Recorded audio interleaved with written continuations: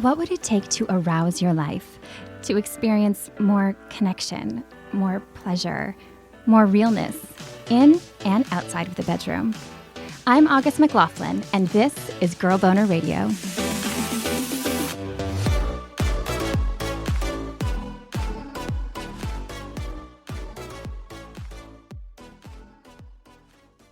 Imagine this. A long weekend is a few weeks away, and once it comes, you think you might too. Finally, you think you'll have time for chilling out and what feels like overdue sexy play. But as the date moves closer, your work life and home responsibilities tug at you like a vacuum, suctioning your energy away. If you can just get ahead of things, you think, by that long weekend, your sex life will feel renewed. But once that long weekend rolls around, sex has shifted from top of mind to the bottom of your I really wish I wanted to do list. You are exhausted, and all you want to do is nothing. Sound familiar? At least somewhat? There is, of course, nothing wrong with not desiring sex or not desiring it super often. The idea that everybody else is having constant, hot, wild sex all the time is pretty mythical. But as sex and relationship therapist Cindy Darnell pointed out here recently, plenty of folks want sex more often or at all, and desire is just not coming easy. I regularly hear from folks who are concerned about this, and more often than not, the problem goes deeper than their bed sheets.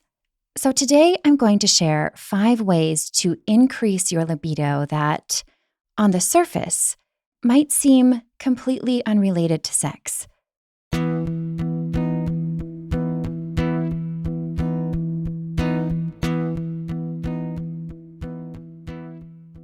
Number 1, get more sleep. For years, I would have rolled my eyes at this advice. So if that's you, I get it. And I know that 7 to 8 hours of sleep each night isn't feasible for everyone. But even small changes in your sleep habits can go far. When we are low on sleep, everything from fatigue and low energy to cranky moods can make sex unappealing. Sleep loss also interferes with physical arousal, and it's linked with erectile dysfunction. The National Sleep Foundation recommends these really helpful steps. Sleep in a dark, cool room, avoid those digital screens before bed, and stick to fairly routine sleeping and waking times. I can attest to those. I also use a face mask, aka my face bra, and a white noise machine.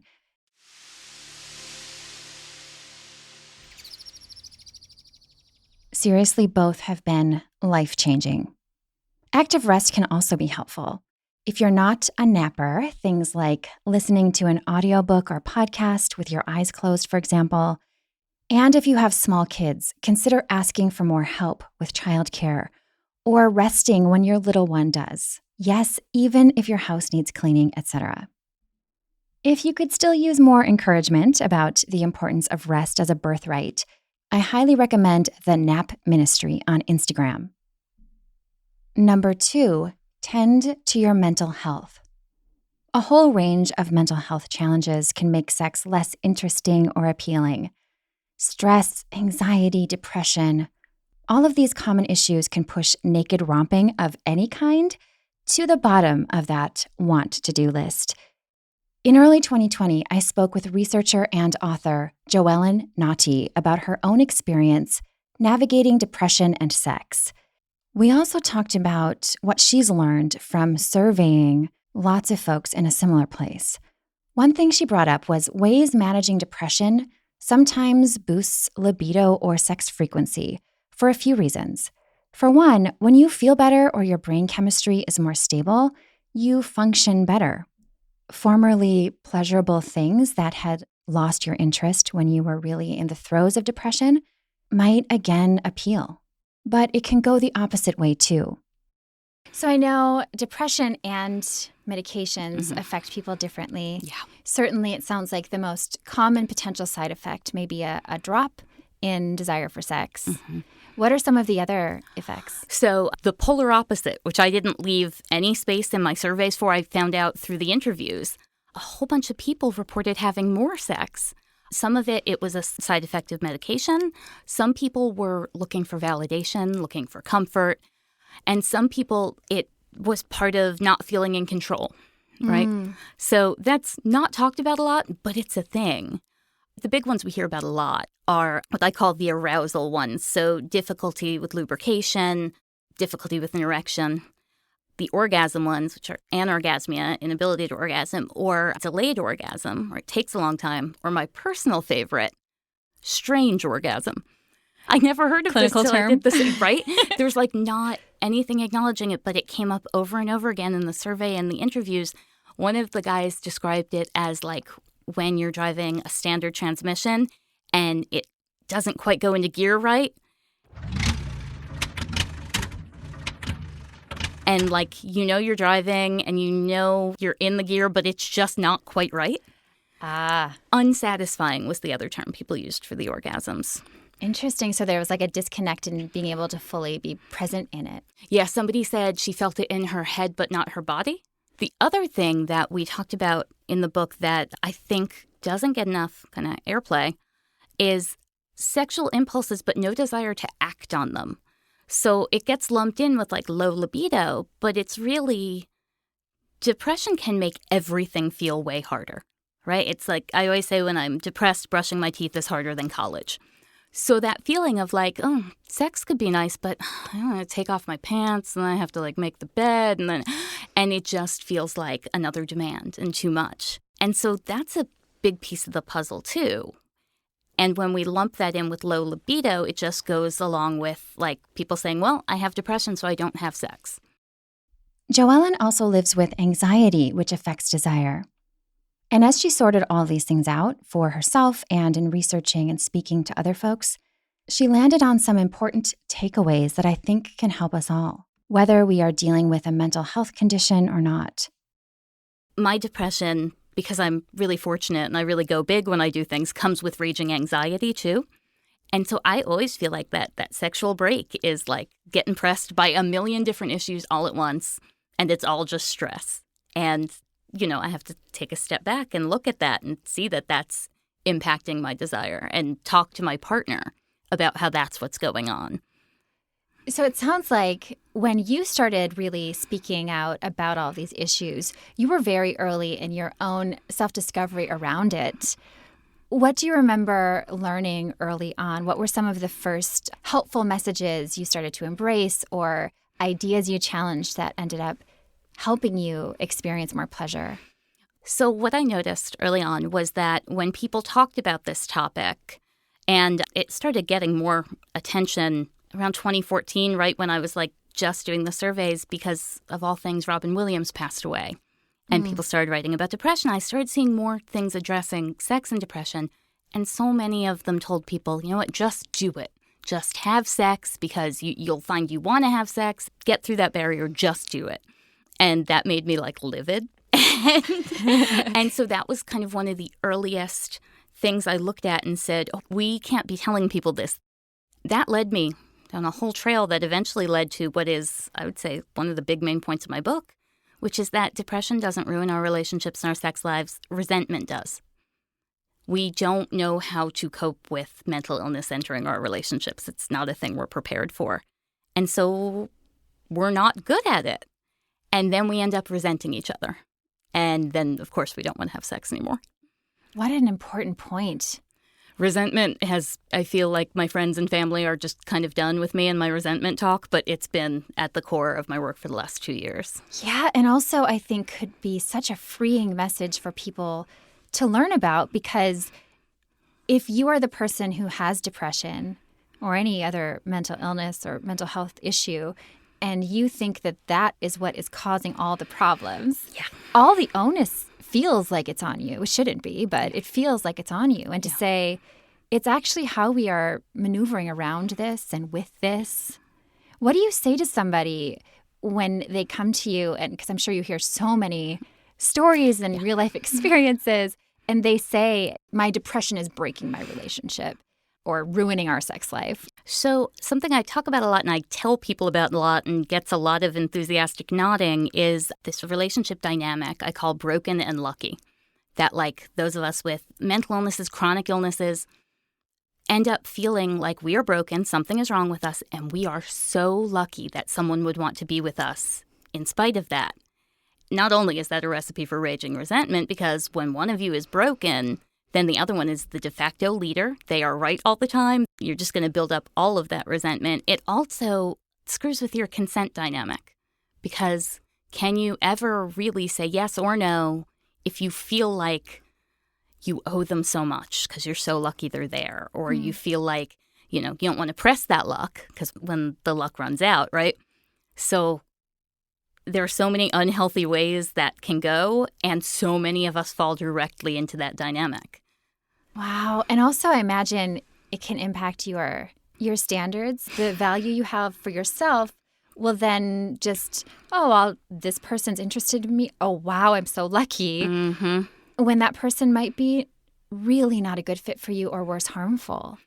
One of the things I, over the last couple of years, started telling some friends when they talked about dating, and this is like for everybody in general, but it's applicable here, is that a lot of folks, especially women, act like when we date, we are auditioning to see if someone else will accept us.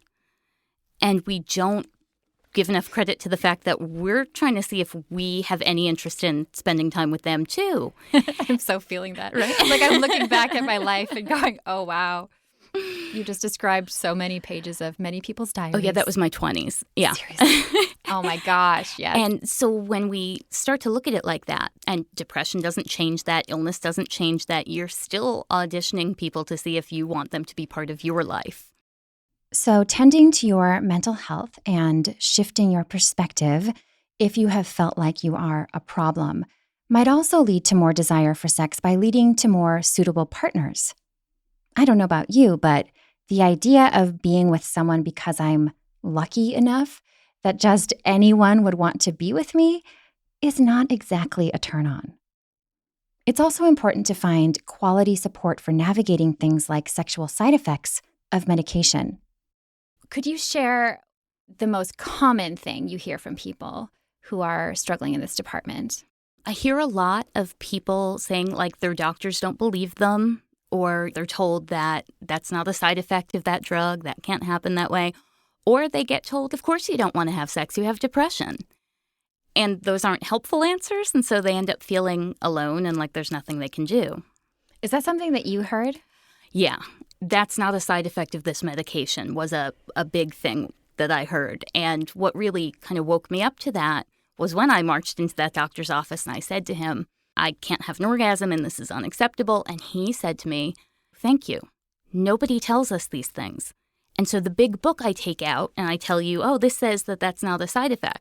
He's like, that comes about from doctors reporting what their patients experience. And if their patients aren't telling us, or if the doctor is not taking that on board as an important thing to report, it doesn't make it into the big book that tells you what's a side effect. So it's probably more prevalent than anyone realizes. Yeah. There's a Johns Hopkins survey that said that between 15 and 75% of people on antidepressant medications, depending on the medication, had sexual side effects. In some cases, those side effects are temporary.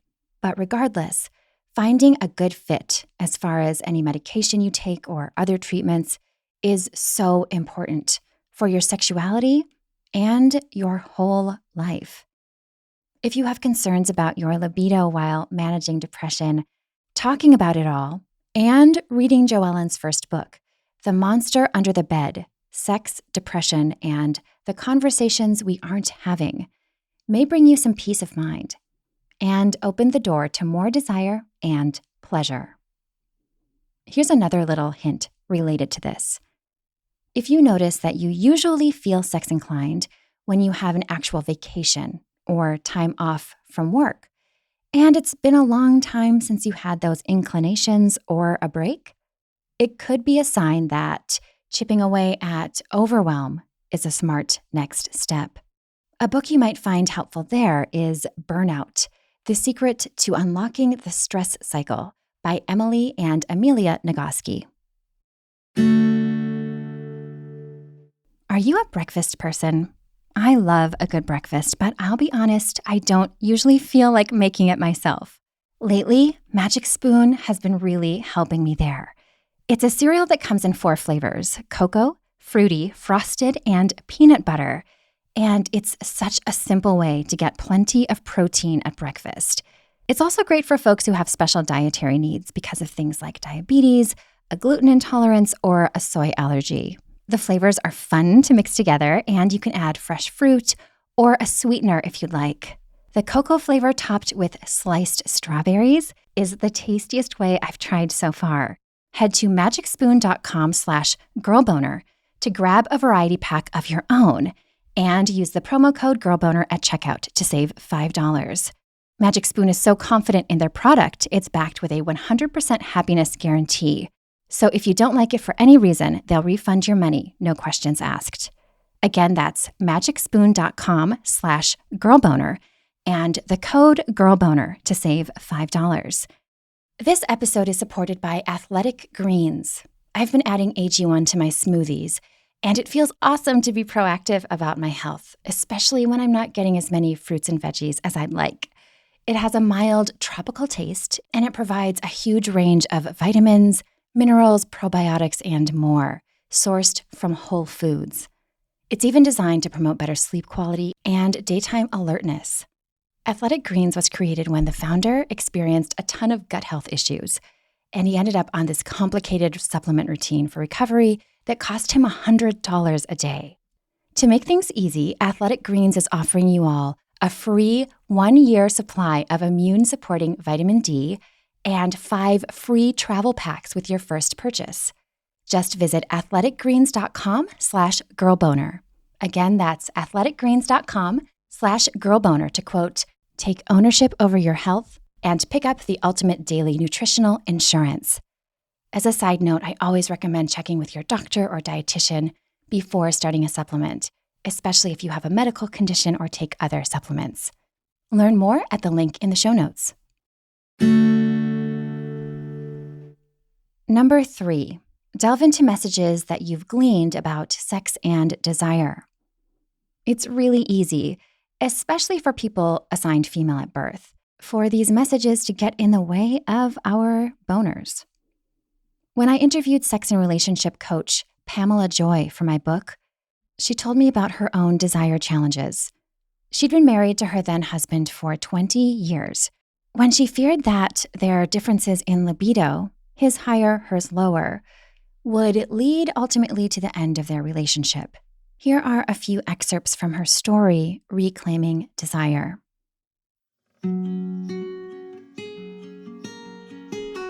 When I first met Pamela in person, I could almost hear Alicia Keys crooning, "This girl is on fire."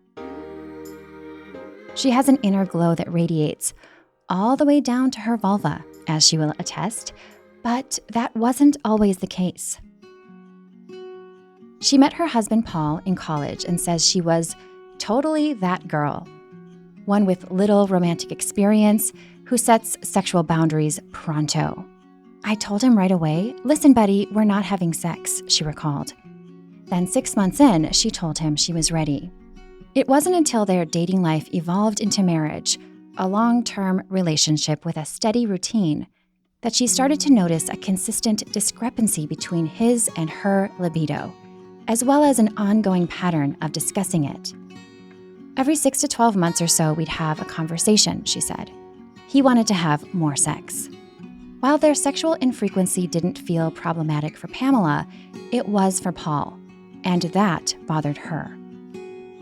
Although she didn't recognize it at the time, she also felt ashamed for not fulfilling Paul's hopes or expectations, or matching up to depictions of sex and sexiness displayed in movies. As women, we're told the story to keep it in your pants until you meet Prince Charming, Then it should all just magically work, she said. What I realize now is I had kept it in my pants for so many years that it wasn't really reasonable for things to work once I met someone I cared about. At the same time, she wondered if this was how her sex life was supposed to be. Given societal messaging about gender roles and sex within married life, I can see why. With each sex frequency chat, the couple agreed to make changes. Proactive and problem-solving by nature, Pamela considered factors that may have been causing her drop in desire. Maybe it was the birth control she was using, or her lack of career enjoyment. Maybe those had numbed her sexual appetite. Once they had a child, she told herself that desire would kick back in, once he grew older. Perhaps she and Paul merely needed more time together, more vacations, more adventure. While their shared efforts to address these factors worked for a stint each time, they functioned more like band-aids than solutions. In time, they would end up back where they started, with another talk and no definitive answers. After 15 years of this and yet another talk, Pamela began to wonder if their relationship was in jeopardy. Paul now laughs when he hears this. He couldn't imagine his commitment to their marriage wavering, especially over that. Even so, Pam was concerned enough to see her OBGYN, hoping for a medical solution. Once on the gynecologist's table, she didn't hesitate in broaching the subject. "I have low libido. It's a problem in my relationship," she recalls stating, and was then stunned by her doctor's response. She said so many women have this issue, and proceeded to tell me her own story. Feeling comforted and less alone, Pamela listened as the physician described her personal struggles with low sex drive, ending with, "I really have nothing to offer you. Here's my therapist's name." Pam called that therapist and numerous others, only to realize she was even less alone than she had realized in her desire to resolve sexual problems. None of them had openings for new clients. That felt good, but the other part of me was like, what am I supposed to do, she recalled. With a bit of research online, Paul found a sex coach who seemed like a reasonable option. "I'd never even heard of sex coaching. I looked at her website and was a little nervous, to tell you the truth," Pam said. What was this experiential stuff the coach mentioned? Would she have to have sex in her office? A phone call with the coach brought relief. They would not do anything she wasn't comfortable with, and sessions would be fully clothed. In fact, sex wasn't even the initial focus. "She was really focused on why I was feeling the way I was," Pam said. Cultural beliefs around whether women should be sexual or not came up in the first session. Together, they explored conflicting societal messages, like women should be sexy but not slutty. The coach also asked Pamela a poignant question. Did she want to have sex? "She gave me full permission to be myself," Pamela said, which was powerful, considering she had come in thinking something was wrong with her.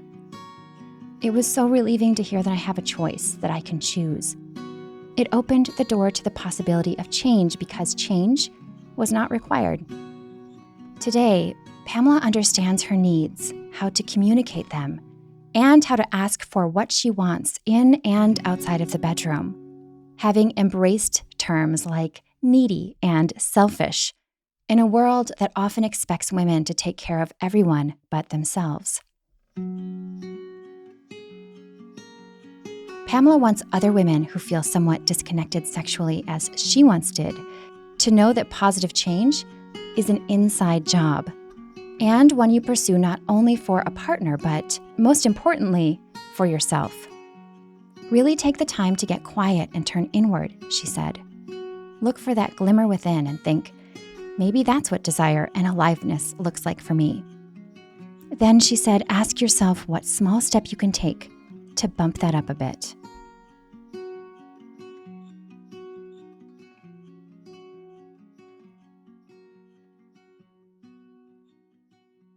Our appetites for food can also play a role in whether or not we have an appetite for sex, which brings us to number 4. Stop dieting or skimping on food. Food is fuel for your body, your boners, and your brain, which is where all desire and arousal starts. It's really difficult to feel turned on when we are lacking energy or fighting food cravings and hunger pangs. If you are stuck in this loop, I have so much compassion and empathy for you. As you may know, I've been there, and I can tell you that the freedom on the other side is worth it for your whole life, your sex life included. In 2019, registered dietitian and author of The Eating Disorder Trap, Robyn Goldberg, joined me to discuss this. I've talked to so many people about the ways that body shame and challenges in their sexuality and their ability to have pleasure in their lives seems to be so connected. What do you see as kind of the biggest tie between how we eat and whether we strict or whatever kinds of quote unquote food rules we follow and sexual empowerment? Well, you said a very important term before August, and that is pleasure.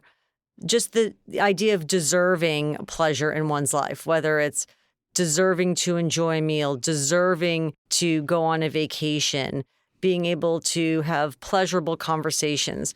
Oftentimes, individuals I see in my private practice will say whatever body size they're in, they will feel like that right has been revoked because they have felt out of control, that the food has been running them as opposed to they're running the food. And to respond to what you asked about just body shape or size, if an individual is restricting, if they're malnourished, does not matter how they look, then any kind of natural desire to seek pleasure has been abolished. So if a person is excluding a particular food group, that desire could lessen. They might feel like, oh, I have a lot going on in my life, so therefore I'm not interested or I'm really tired. But eventually it becomes their norm. Their libido has essentially flatlined. The other part is if they're not consuming enough calories just for what their body requires to expend. I'll hear clients say, well, I don't move my body. I'm not active. Well, if you're reading or writing, or your body's always burning, it never stops. And the other part of it too is it becomes real when they eventually go to a physician for a physical and when their labs are drawn. So, individuals I see that are not in menopause will say like, oh, I'm not menstruating.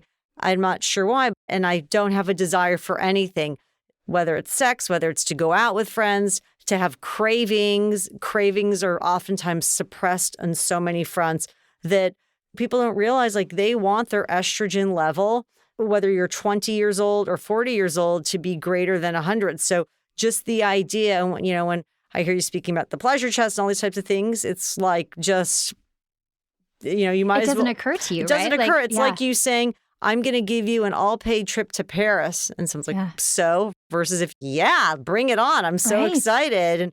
And so any kind of desire and interest is just, they're like a dead fish. And many foods that play a helpful role in sexual health, like whole grains and fruits, are restricted in popular diet plans. The cells in your brain require twice as much energy as the cells in the rest of your body. And again, arousal starts in the brain. I loved this advice that Robyn left us with.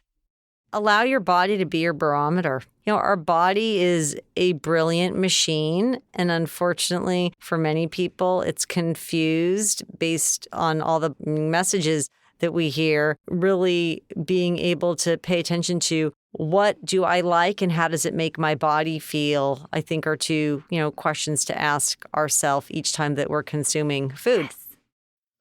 If you aren't desiring sex lately and you want it, here's another question to ask yourself.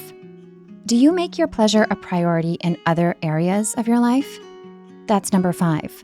Prioritize pleasure in general. One of my favorite people to talk to about pleasure is sex therapist Jamila M. Dawson. You may recall that we wrote a book together called With Pleasure, and last year I shared a conversation with Jamila in celebration of its release, and we touched on this idea.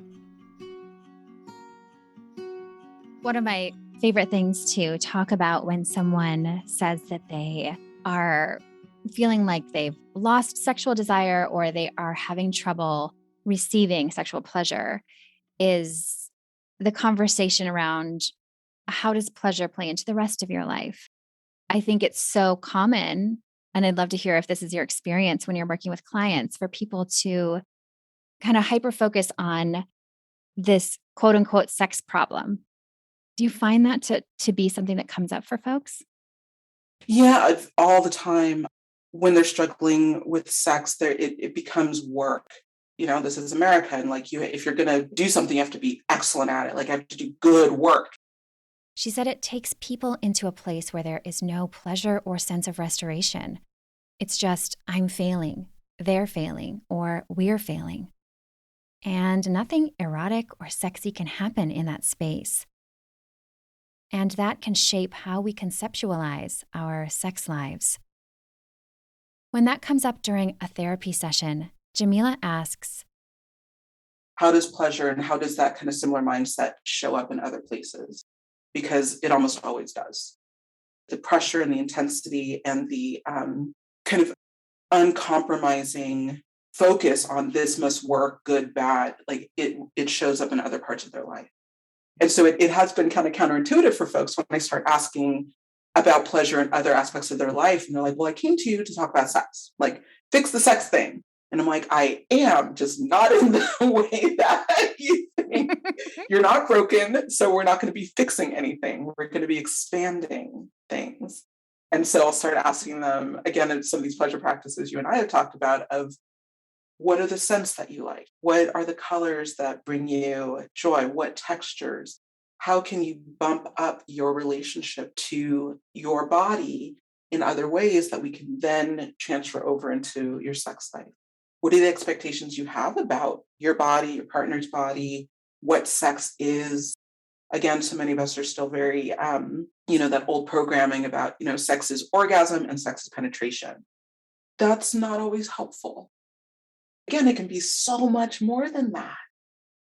How do we, again, slow down, go deep, and expand moments that then become rich and, one of your favorite words, luscious?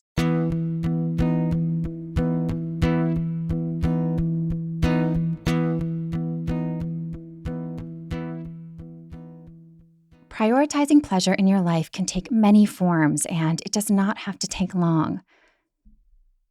For you, maybe it's a 10-minute walk or a few minutes stretched out on the grass or looking up at the sky.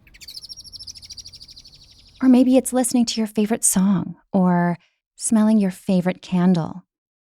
If pleasure feels challenging for you, commit to one pleasurable thing, just one, if even for a few minutes most days. Even those seemingly small steps can go far, and sometimes they are the most impactful. And if you are really struggling with sex, pleasure, or mental health, please seek support. I promise you, you are not as alone as you might think, and you deserve all the care you want and need. One beautiful thing about struggling with feeling like you don't want sex enough or you wish you wanted to want sex is that it can be a kind of guidepost, one that shows us another area of our lives that could really use some attention.